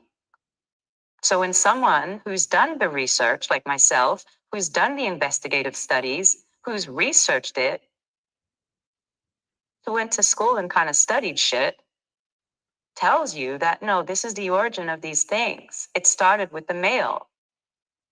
And it started with him and his desire to oppress women and to separate that woman from her child. So now we're coming to the heights of this. We're coming to the heights of, I believe, the male agenda from all along. And the height is to always make you, the woman, question who you are. Because once you question who you are and you decide to take on his linguistic foolishness, by calling yourself cis and calling yourself a vagina holder, he's got you in the bag, 100%. And once you start to question who you are on a basic biological level, you are as good as dead. And the trans-identified male knows that. His goal is to always make you question yourself, and he does it by implying that you are too stupid to know better. And you are not stupid, you are just busy, and busy people are easier to program. There you are, working 2 jobs to make ends meet, and the wealthy men who don't have to work are in Congress making laws on your body and what you should be doing with it. This is why I will forever scream 4B, and we already know why that is. You are too busy to think. You are what they call time impoverished. You do not have the privilege of having time to think. And you, a lot of the times, a lot of women put this on themselves. You didn't have to have 4 children. You didn't have to have 5 children, but you decided to do so and then complain that you have no time to do anything. Yeah, you didn't have to do that. But again, we know why the majority of women do things that patriarchy set up for them to do. They get the gold star that they never got as girls. So once you participate, once you do everything that the patriarchy tells you to do to align yourself to a man, you get the sticker that says you've been a good girl. And this is why you continue to participate. This is the only reason why. And last night we were in the movie night and we were speaking about, because the news came in on our end about Scotland halting puberty blocker drugs. And it's whisper quiet in the community. And it's whisper quiet because we spoke about last night, we stayed up until maybe 1 a.m. Well, no, 2:30 a.m. And we were speaking about the puberty blockers, the eunuch archives. We were even trying to get into the eunuch archives, but we know that with the eunuch archives, it's closed down, it's password protected. You have to get an interview now because of all of the work that Genevieve Gluck did and exposing them and linking the eunuch archives to the WPATH files, and how it's not really based in any science. It's just based on a few men who run this website who are pedophiles and who have written graphic things about castrating little boys and hurting them. So this is what we speak about till 2:00 in the morning on movie night. Not interesting to many, but really cool for the women who are involved. And we can't talk about this anywhere because when we do have these questions and we do try to investigate and we do try to research, we're being shot down by the liberal feminist who doesn't know herself because she gets all of her information from the male, and we're shut down by the trans-identified male as well.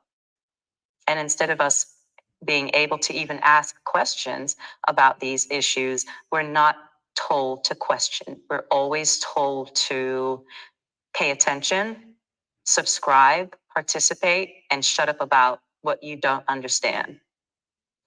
And also participate in our delusions. I'm going to keep saying that because it's really important, because I think the reason why women got to the place that they are 12,000 years later is because they continue to participate in things that they cannot see. And when you participate in things that you cannot see, you affirm another person's psychosis. For someone to believe in an actual God or deity in the sky who would sit and watch a grown man, rape a 6-year-old, that's psychotic, that's sadistic. And then when you try to bring that up to the person who does believe in God, they'll tell you things like, well, it's complicated. Everything with male ideology is complicated, and it's complicated because it's nonsense. That's the reason why it's complicated.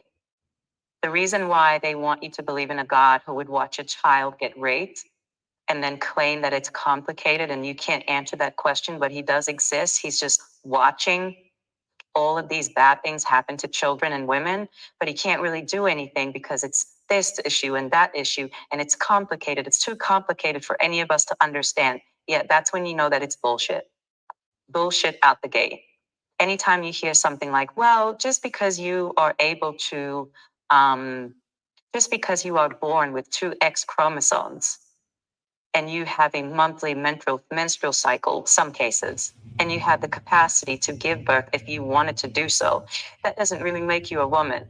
And then when you, as the woman who said, but I thought that it did, Cure will say, it's complicated. Everything is complicated. It's too complicated for your small brain as a woman to understand. Just trust me. This is a faith-based man's rights movement. Faith-based. You have to have faith in order to believe in it. Similar to religion. So when you do hear them speaking of spirits and having 2 spirits and having or believing in God, it has to do with male ideology and him not being the one who's grounded. You are grounded because your existence is your reality. There are laws right now made on your body and what you can and cannot do with it. That's your reality. That's real. There's certain states where you can't get an abortion, you can't get birth control. I heard outlawed Plan B in Louisiana. That's your real reality. It's on paper, it's law, you can be in prison for it. That's real. His existence is not. It's not real. It's an illusion, similar to the God that he invented. And the way that he's programming you is through language. So every time that you say that I'm a cis this, or I'm a cis that, or I'm a vagina holder, I'm a uterus carrier, I'm this, I'm that, I'm the third, once you start subscribing to it, that's the beginning of your death as woman. And there's nothing wrong with difference. There's nothing wrong with wanting space. There's nothing wrong with holding the line for other biological women and girls to kind of talk about what's happening. There's nothing wrong with that. But we're being forced to not speak. And that's the issue that I have. And that's why I went so hard on this topic, because I set out to do something for biological women and I was attacked for it. And I was attacked by other women who claim to subscribe to the same belief, but they really don't. They don't. Because most of the women that came from me, they have sons, they have boyfriends, their best friends are men. If it wasn't for men, many of them would starve. A man is paying their mortgage. A man is giving them a stipend every week. So that's who the attack came from. And this is the reason why it's so significant, is because at the end of the day, we have to remember that it is okay for women to speak about issues that bother them. Men don't like this factor. They don't want you to speak. So let's look at the differences of feminism. I'm going to read a little bit. If you just walked in, please like the live. Please subscribe to the channel. I think I have a mini shadow ban on YouTube, which is good because that means that someone is listening and they're trying to suppress the information. My videos get reported all the time. And that's good because someone is watching, right? So I'm happy about that. So if you can subscribe and share it, that'll be appreciated. I already was banned on TikTok 700,000 times. One of the pages that I had on TikTok got taken down. I had two West 4B pages. One of them got taken down because it was reported so much that they gave me. I think that one I had maybe 3 strikes. I'm not sure how it works on I just got the email and I was like, okay, whatever. Appealed it and then I lost. So that page is gone. The other page I go live on, the page that's present in the Discord, if you know, you know. But yeah, we're going to get into some talks and some readings on the differences of feminism. And it's okay if you do know this information. If you are a gold star feminist and you know everything, then the live is not for you. You can simply move on. We know that you dwell in excellence, but there's some women and they've never heard this before, and I'm doing this for them so that they can have the information and the knowledge.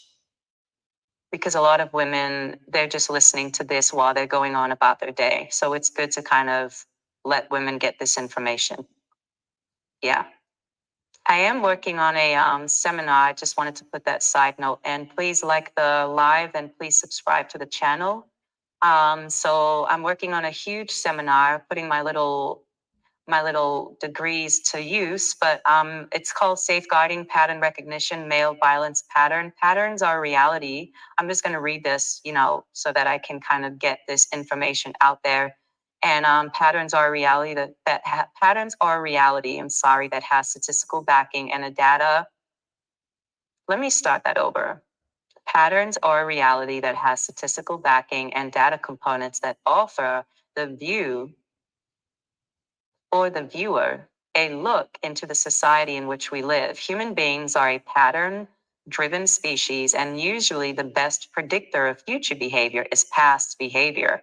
Male pattern violence is a reality that we have seen historically and is now being ignored because of delusionary concepts.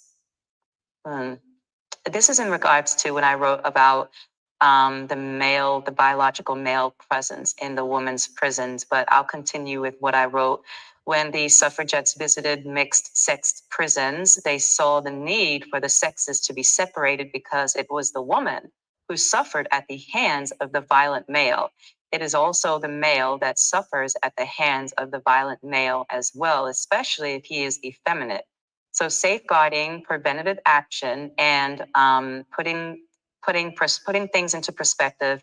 And we also spoke about, or I also wrote about demanding in the language of entitlement, male pattern behavior. People who are indoctrinating themselves or others are pushing them into a linguistic system of pattern where they are aiming to make violence against the woman and child more normalized. Can I read that again? Okay, so demanding the language of entitlement or male pattern behavior. People who are indoctrinating themselves or others are pushing them into a linguistic system or pattern where they are aiming to make the violence against the woman and child more normalized. And that's a part of my seminar too, the historic geared perpetual pattern of behavior of the male to separate the mother from the child. This has happened in religion, this has happened in spirituality, and now we're seeing it happen again.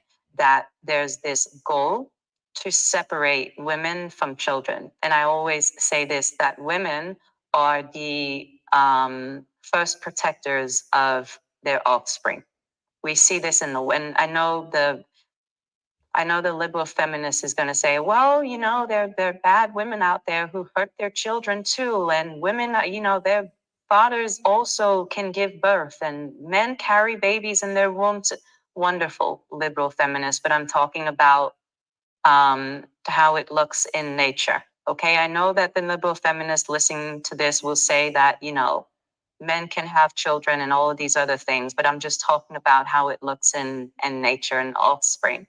With the mother and the child, the mother is the first protector of the child. I know the liberal feminist will disagree, but just hold on.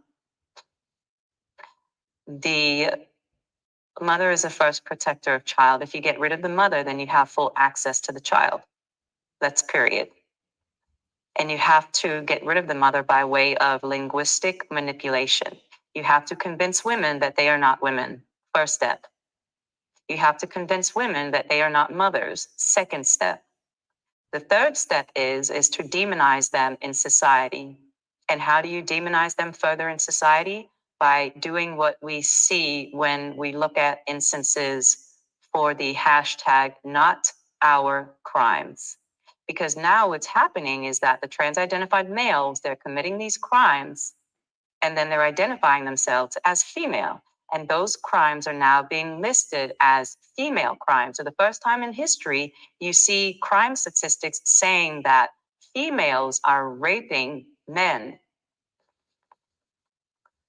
Sorry if you can hear the siren in the back in New York City, but females are raping men. Females are committing these violent acts that have never been seen before. Females are now the new connoisseurs of child pornography, because this is what's being allowed to happen.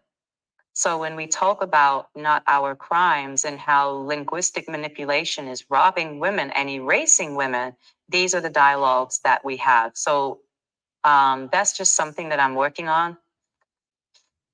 And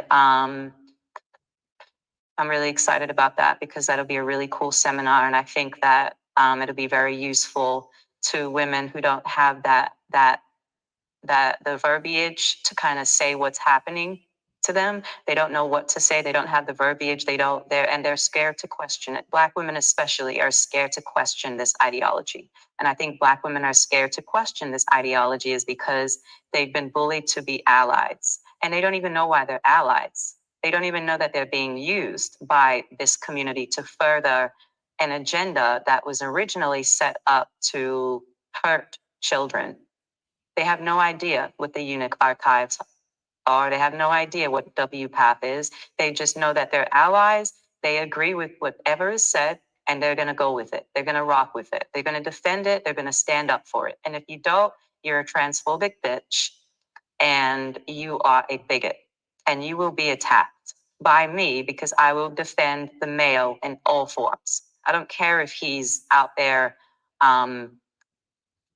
you know, demanding to be let into the spaces of women also that he can masturbate and upload those videos into a Telegram space for sissy porn.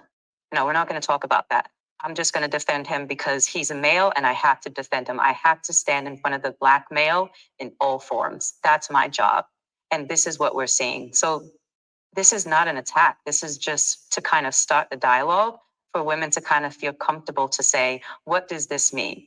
Who is this person? What is the W path files? What are the unique archives? We have to talk about those things because those things are important. If you're going to subscribe to something, then subscribe to it fully with your full eyes open. A lot of Black women don't even know these things. And I think once they do learn, you will no longer be an ally. You will start to question because it's right in front of you. The history is right in front of you. Similar to when you first learned about deconstructing from religion. You can't ignore something that you learn. You can't ignore the truth. You can't ignore how things came to be. The reason why so many Black women are walking away from the church now is because now you can see historically what it was used for, where it came from, who sat down and wrote it out, who put it into law, so on and so forth. There's always an agenda. And the biggest flex that the people who further this agenda, the biggest flex that they have over you is by telling you that it's not an agenda, that there's no such thing as a conspiracy. But what if there was? What if there was? Yeah, it's just interesting to think about. And I also was working on something in regards to the teaming language that we also see. I had so much content and in regards to transphobia and them teaming transphobia or the critique of trans or gender ideology with white supremacy, because you hear that a lot. And I've heard that especially, that if you question or gender critical, that means that you are a white supremacist. Do you know that that actually came from somewhere? The same individual who came up with the term TERF, that person is also responsible for aligning or using teaming language to further silence women. And an example of teaming language is, okay, so we have Black Lives Matter.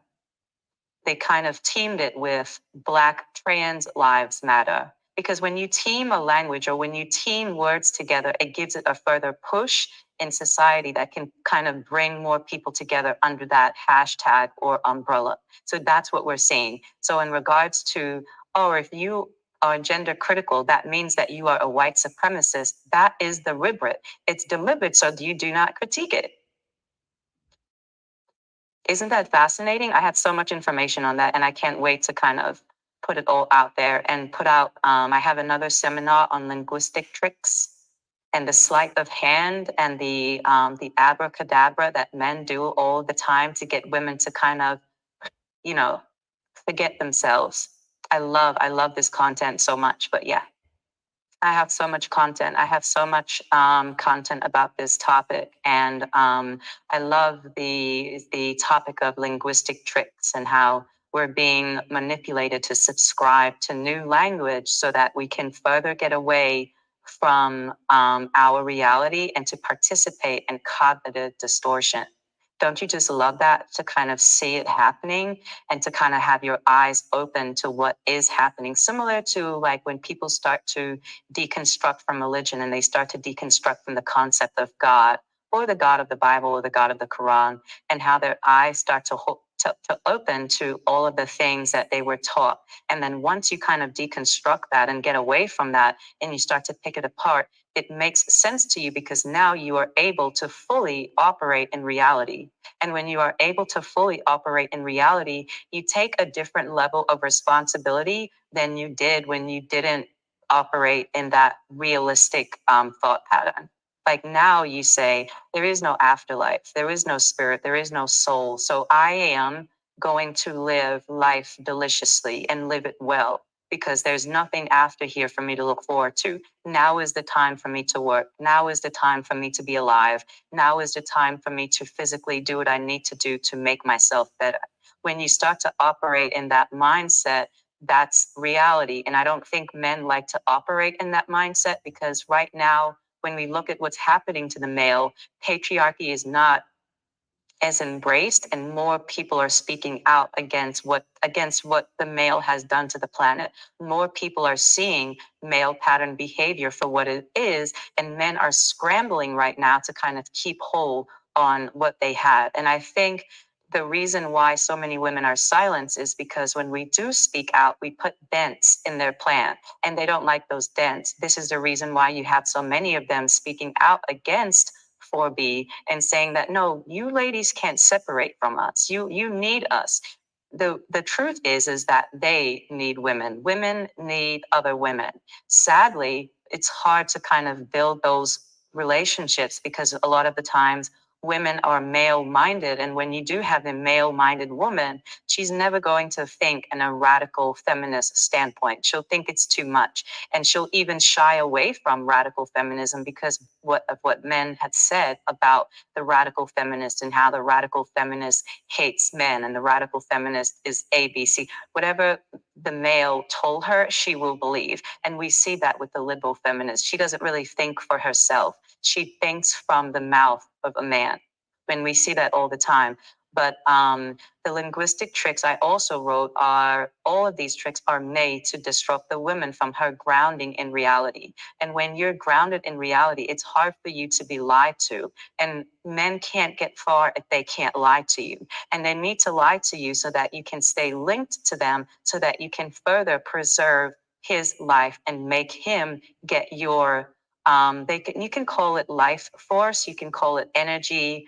I'm not a big woo person. I don't subscribe to energies or the belief in spirit or the belief in souls. There are many women who do subscribe to those things. I also had another seminar on the history of tarot because I love tarot, and I love the fact that so many women bank on tarot cards, and they kind of have no idea that tarot, the whole idea of tarot was invented by two white men, actually. And we can get into the tarot card in another video, but I love the spiritual woo people and how much energy they put into a lot of the male ideologies that we kind of see that these men kind of came up with to kind of decipher life, because they just didn't know what else to do with themselves. They didn't know what else to do with themselves. Women were busy with raising children. Men kind of were off to the side. And because of industrialization, we see that so many men had their hands, empty. So we just so much to talk about, but that would be, one of the things. So let's get to the readings. I keep saying that, but let's just get to the readings right now. So this article is from revisesociology.com. It's called Feminist Theory, a Summary for A-Level Sociology. A-Level Sociology. So I'll just read it again. Feminist Theory, a Summary for A-Level Sociology. This post summarizes the differences between liberal, Marxist, radical, and difference postmodern feminists. It also covers what they believe is the cause of gender inequalities and what society should be doing to tackle these inequalities in a male-dominated society. So I'll just read that again. It covers what they believe the causes of gender inequalities to be and what should be done to tackle these inequalities and male power in society. And this is the introduction: feminism, the basics, right? Inequality between men and women is universal and the most significant form of inequality. Gender norms are socially constructed, not determined by biology, and can thus be changed, which is problematic in and of itself. But let's continue. Patriarchy is the cause of gender inequality. Women are subordinate because men have more power. Feminism is a political movement. It exists to rectify sexual inequalities. Although strategies for social change vary enormously, there are four types of feminism: radical, Marxist, liberal, and difference. Okay? So let's just get into radical feminism first and what it says. This is really good because it also gives you the criticisms of radical feminism. And let's hear it. So radical feminism: society is patriarchal. First bold point. It is dominated and ruled by men. Men are the ruling class and women are the subject class. It blames the exploitation of women on men. It is primarily men who have benefited from the subordination of women. Women are an oppressed group. Rape, violence, and pornography are methods through which men have secured and maintained their power over women. And this is Andrea Dworkin, 1981. If you are familiar with Dworkin, then you know who she is. Radical feminists have been actively involved in setting up and running refuges for women who are the victims of male violence. Rosemary Tong, 1998, distinguishes between the two groups of radical feminists. So Rosemary said radical libertarian feminists believe that it is both possible and desirable for gender differences to be eradicated or at least greatly reduced, and aim for a state of androgyny in which men and women are not significantly different. I don't agree, but that's what she said. Radical cultural feminists believe in the superiority of the feminine. According to Tong, radical cultural feminists celebrate characteristics associated with femininity, such as emotion, and are hostile to those characteristics associated with masculinity, such as hierarchy.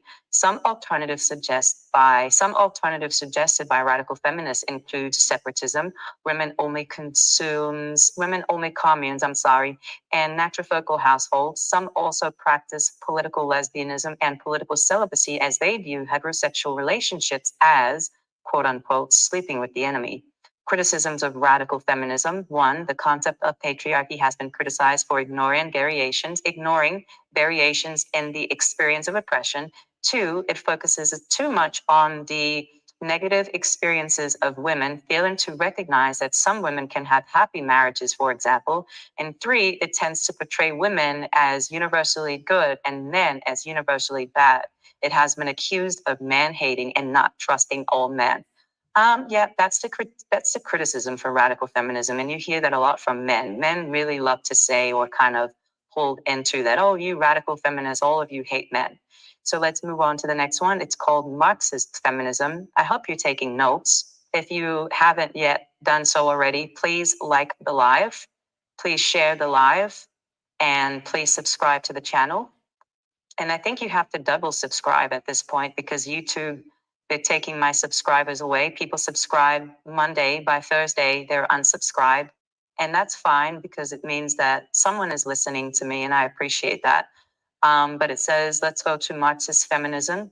Capitalism rather than patriarchy is the principal source of women's oppression, and capitalists are the main beneficiaries. It also says the disadvantaged position of women is because of the emergence of private property and the fact that women do not own the means of production. Under capitalism, the nuclear family becomes even more oppressive to women, and women's subordination plays a number of important functions for capitalism. One, women reproduce the labor force for free. Socialization is done for free. Two, women absorb anger. Women keeps the husband going. Three, it says because the husband has to support his wife and children, he is more dependent on his job and less likely to demand wage increases. It also says the traditional nuclear family also performs the function of ideological conditioning. It teaches the ideas that the capitalist class require for the future workers to be passive. Marxist feminists are more sensitive to differences between women who belong to the ruling class and proletarian families. They believe there is a considerable scope for cooperation between working class women and men to work together for social change. The primary goal is for the eradication of capitalism. In a communist society, gender inequalities should disappear. Okay, and it also says criticism for Marxist feminism. It says radical feminist. It says it ignores other sources of inequality, such as sexual violence. 2, patriarchal systems existed before capitalism and tribal societies, for example. And 3, the experience of women has not been particularly happy under communism. So now we get to liberal feminism. And this is what it says for liberal feminism. Here are the main bullet points. Nobody benefits from existing inequalities. Both men and women are harmed. The explanation for gender inequality lies not so much in structures and institutions of society, but in its culture and values. 3, socialization into gender roles have the consequence of producing rigid and flexible expectations of men and women.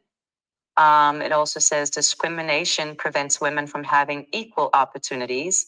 Liberal feminists do not seek revolutionary changes. They want changes to take place within the existing structure. The creation of equal opportunities through policies, the main aim of liberal feminists, e.g., the Sex Discrimination Act and the Equal Pay Act. Liberal feminists try to eradicate sexism from the children's books and media.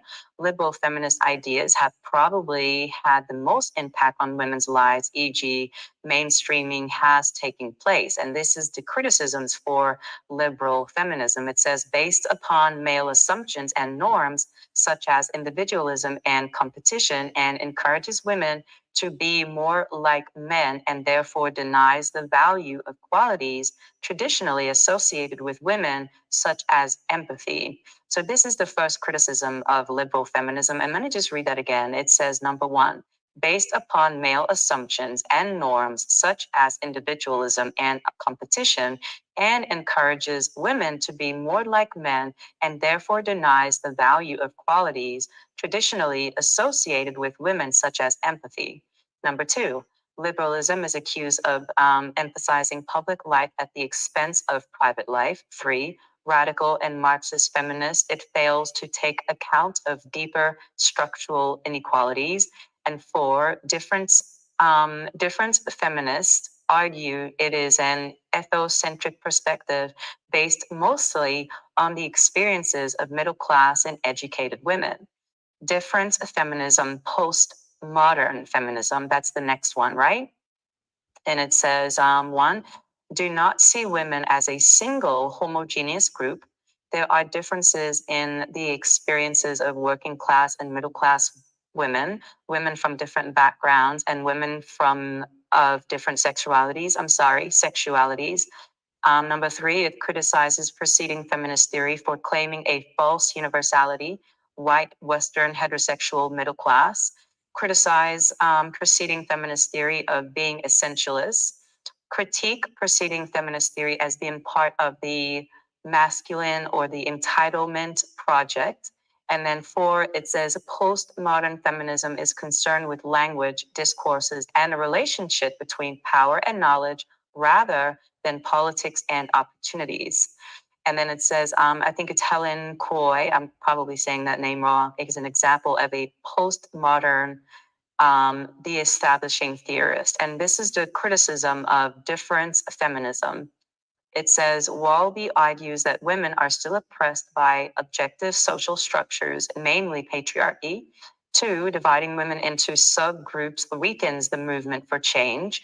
And then they give a really nice chart here, and it says it's broken up into, 1, 2, 3, 4 parts, and then 1, 2, 3 down. And it has key ideas, strategies for change, and criticism. So the first one is radical. The key ideas for radical is patriarchy, power based on female oppression, including rape and porn, RLF, androgyny, RCF, femininity, Marxist, capitalism, not patriarchy, women produce labor force, warm bath, men dependent on employers. And the key ideas for liberal is inequality equals cultural gender socialization harms men and women, no radical change. So the key ideas for difference feminism is experience varies with class, ethnicity, etc. Criticizes enlightenment, interested in language, power, and discourse. So for the strategies for change, for the radical, it is the separatism, political lesbianism. So for the strategies for change for radical feminist is separatism, political lesbian. political lesbianism. I'm sorry. The strategies for change for the Marxist feminist is WC, men and women, communism. The strategies for change for the liberal feminist is change through policy within current structure. The strategies for change for difference feminist is critiques discourse, not opportunities. And here are the criticisms for radical. Exaggerates how bad all men are. I don't even know if that's a criticism, but okay. The second criticism is for Marxist feminists, and it says communism is still patriarchal. That's a valid point. The criticism for liberal feminism is if ethocentric, okay. And the difference and the criticism for difference feminism is splitting weakens the movement. I get that too. So let's go on. Let's see. So that's basically what it says. And I think that gave us a good rundown on what the differences of feminist thought looks like. We can also go over different articles in the future. I don't have a problem with that. I think these little lives that I'm going to be doing on Sundays will be really long so that you kind of sit and go around and do whatever you're doing in the day and kind of just listen in. But yeah, for the most part, please like the live, share the live, subscribe to the channel. You may have to subscribe twice. I'm going to keep saying that YouTube is doing what YouTube does for women who decide to speak out on things, which is fine. That means that they're listening, which I appreciate. But please, if you do subscribe today, you may have to subscribe again on Tuesday because they will unsubscribe you. Please also share the live as well.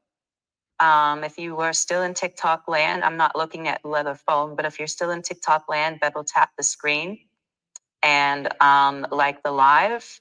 I hope you like the banner that I put on TikTok. I really work hard on my little banners and graphics and stuff like that because I really love it.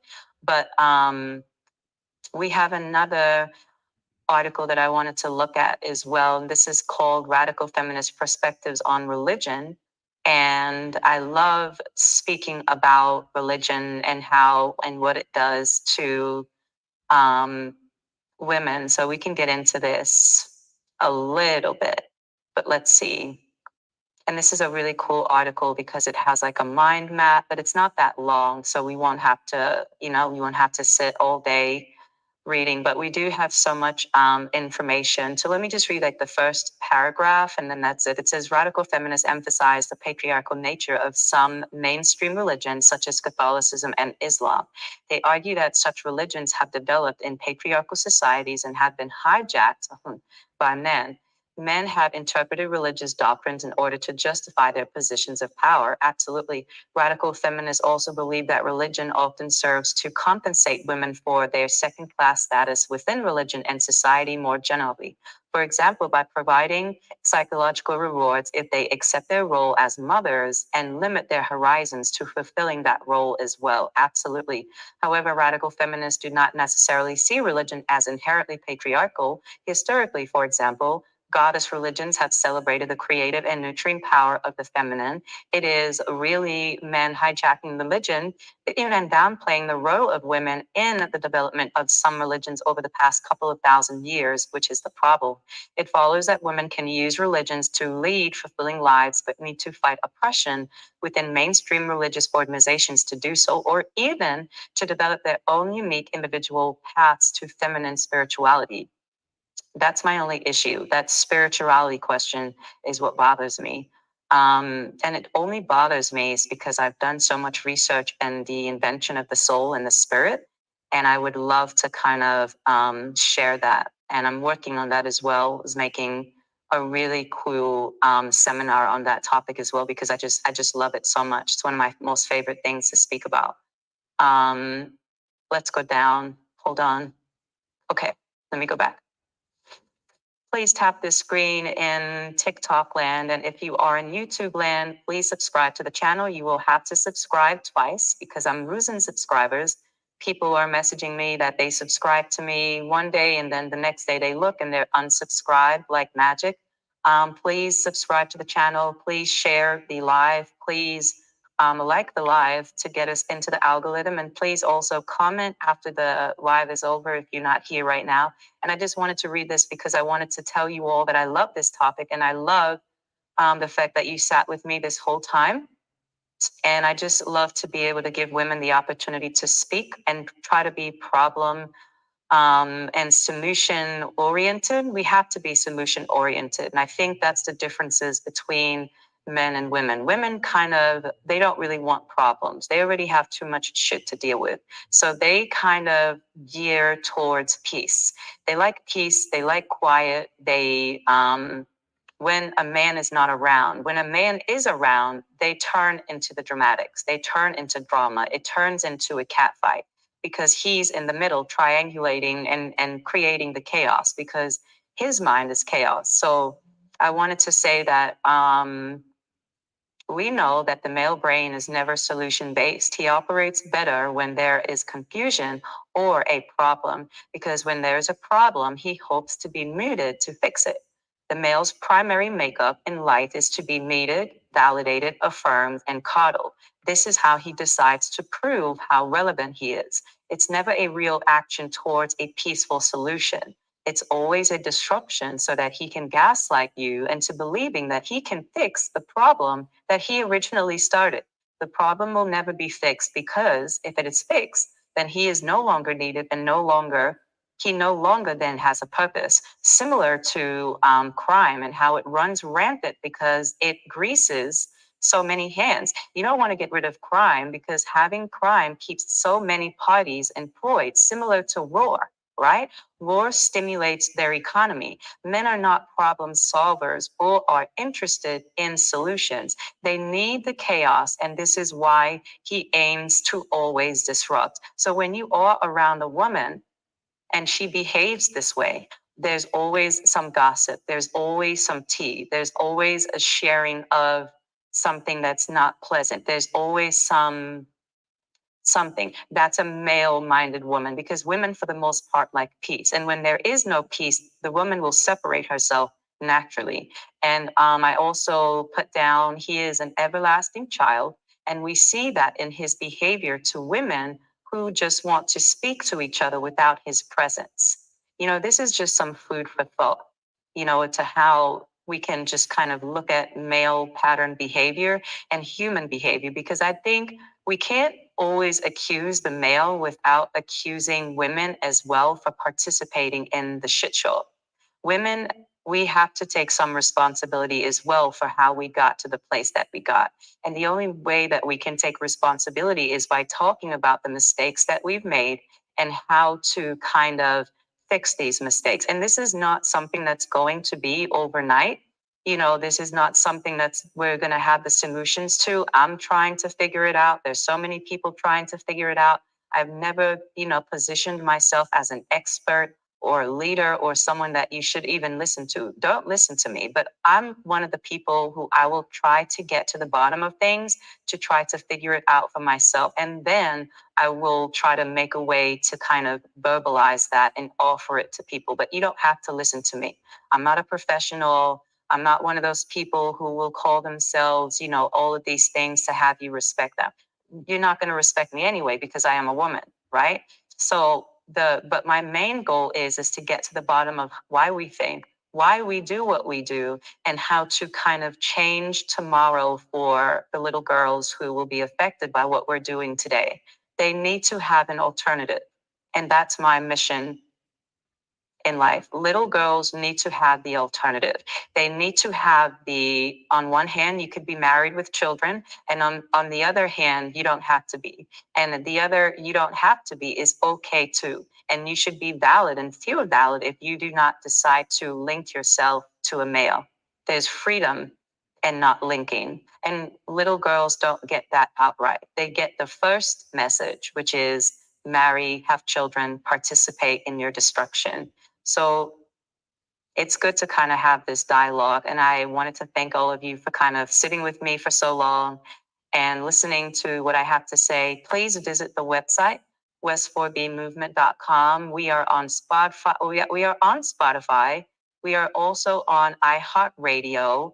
We also have a call-in hotline. There's a lot of things that we're doing. We still have movie night. Movie night is getting better. I didn't think it was going to get better because, they say so many people, they don't fuck with West 4B. They hate West 4B. West 4B is trash, whatever they say. But surprisingly, when it's not as public as it was before, more people would participate. I get a lot of love from Tumblr. I get a lot of love from Twitter. I didn't even know that I had 200 followers or so on Twitter. I'm not even active on Twitter. I may repost things, but then that's it.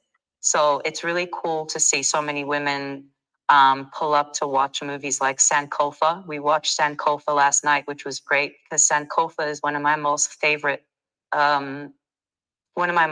movies of all time. And we got to talk about Mutabaraka and his last interview and how he portrayed Shango. If you know, you know.